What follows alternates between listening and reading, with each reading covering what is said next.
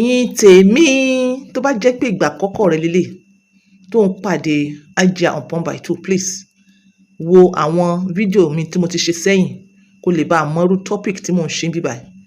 Then tó bá dẹ̀ jẹ́ pé ó fẹ́ bá mi ra 1 or 2 apps ni, wo fídíò mi tàtẹ̀yìnwá kó lè mọ́rú apps tí mò ń tà.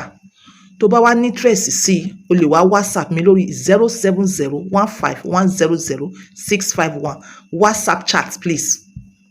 Tó bá dẹ̀ jẹ́ pé o ní nǹkan kan tó fẹ́ share wa bí life experience tó fẹ́ káwọn èèyàn gain, yes, o lè WhatsApp mi náà. Èmi Hajia Upon by 2 mi ò kí ń ṣeré o, bá WhatsApp. Alhamdulillahi Rabbil Alamin. Ẹ̀yin náà rí title. Arábìnrin tí mo mú ọ̀rọ̀ rẹ̀ wálé ni wọ́n ní Nigerian female porn star. Ó wá jọ mí lójú pé ọmọ Yorùbá, ọmọ bíbí ire tí wọ́n bí nílé ẹ̀sìn, tí wọ́n bí nílé culture. Ó ní ọmọ Èkìtì lòun, lágboolé aláyọ̀. Orúkọ arábìnrin yìí sì jẹ́ Elizabeth Ajibola Ọmọ́táyọ̀. Allah Akbar. Kí ló wá mú yan iṣẹ́ yìí láàyò? Ẹni irú iṣẹ́ wo? Iṣẹ́ ìbálòpọ̀ ní gbangba.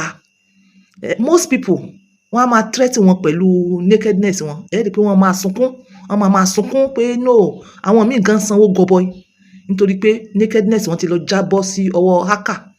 Tí wọ́n á wá máa sanwó ìyáláyà fún hacker kó tó di pé Ọlọ́run wá gbàkóso wọn tí wọ́n fi bọ́ lọ́wọ́ hacker yẹn. Ni ọmọ oníbiníran ló wá decide pé ó mọ̀ sí gbogbo ẹ̀bọ̀là yàlà yòlò yàlà.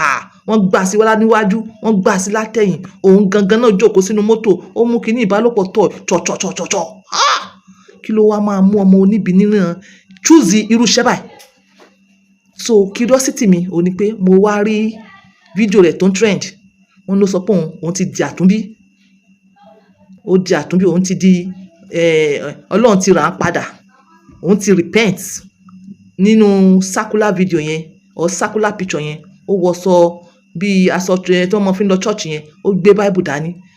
Mo wá wò pé irú iṣẹ́ wo ló ń ṣe? Òun ló jẹ́ kí n wá discover gbogbo iṣẹ́ yẹn tí mo sọ fún yín nísìn. Ẹ̀yin tèmi, ó lè kú. Nítorí tí a bá lọ túṣu dédi kòkò, kí ni mo mọ̀ tí mo fẹ́ wá sọ fún yín? Báwo la ṣe fẹ́ learn? So ẹ gbọ́rọ̀ lẹ́nu rẹ̀ because èmi ń wò pé ó máa ní kankan tó ṣẹlẹ̀ kó tó di pé ó yan irú iṣẹ́ láàyò. Kí ló ṣẹlẹ̀? Ó rí pé kí ló ṣẹlẹ̀? Òun mo fi wá lọ wo àwọn videos ẹ̀, mo ṣe wá pàdé interview rẹ̀ kan. Ẹ̀yin tèmi, ẹ máa gbọ́ interview yẹn. Nǹkan tó ṣẹlẹ̀ sí, but it is not an excuse because ẹni yìí wọ́n bí dáadáa.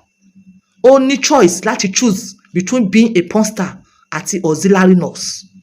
Auxiliary nurse ò bá dẹ̀ ti pay ẹ̀, kódà ó ṣeéṣe kó mọ̀ sí Nàìjíríà mọ́. Ṣùgbọ́n because of bad influence, nítorí àwọn èèyàn ìka, àwọn ni wọ́n advice ẹ̀ tó fi lọ ń ṣerú iṣẹ́ báyìí. Òun náà dẹ̀ ti introduce àwọn èèyàn púpọ̀ sí irú iṣẹ́ burúkú yìí. Ó ti introduce àwọn èèyàn púpọ̀, girls, ìyàwó ilé, àwọn boys. Àwọn tó jẹ́ pé tí wọ́n affect, àwọn tó ń wo gan tó ti affect ayé wọn pẹ̀lú blue yẹn kọ́. Àwọn tó ń wo arábìnrin yìí tẹ́lẹ̀tẹ́lẹ̀ tó ti affect ayé wọn pẹ̀lú blue yìí, ó wá náà repent. Ọlọ́run ọba lọ́bọ ní dáríjì. Ọlọ́run dáríjì gbogbo wa. Ǹjẹ́ arábìnrin yìí ǹjẹ́ ó lè repent lóòótọ́? Ǹjẹ́ ó lè repent lóòótọ́? Ẹ mọ́ gbàgbé àwọn kan pòwe. Wọ́n ní once èkíní kan, always èkíní kan. Mo ti gbàgbé òwe yẹn. Once, ẹ dákun ẹ bá mi type ẹ̀. Once a thief, always a thief ni. Àbí once olóṣó, always olóṣó ni. Ó ní bí wọ́n ṣe pòwe yẹn. Ẹ̀yin tèmi, ìkan kì í síbẹ̀. Then ìkan tí mo tún wá fẹ́ sọ again kó tó di pé ẹ máa gbọ́ interview arábìnrin yìí.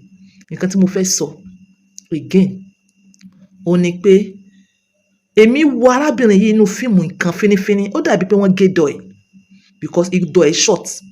Ó dàbí pé wọ́n gé dọ̀ ẹ̀, or what do you think? Ṣé bí wọ́n ní tí wọ́n bá gé dọ̀ èèyàn, ara èèyàn máa ń balẹ̀ ni. Ẹ jẹ́ kí n sọ kíní kan fún yín.